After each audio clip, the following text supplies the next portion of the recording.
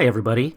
As part of my wine cellar build process, I have this sort of temporary situation where I want to move my wine in before and while I build the cabinets and racking that's going to hold them permanently. So temporarily I needed something that was inexpensive, that was adequately solid, and would just sort of do the job. So I started with some inexpensive plywood here. I ripped this down, I cut it down to the sort of platforms or the bases for each.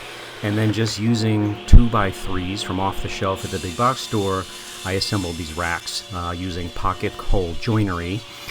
Into those racks then go the styrofoam shipping containers that a lot of the wine gets shipped with.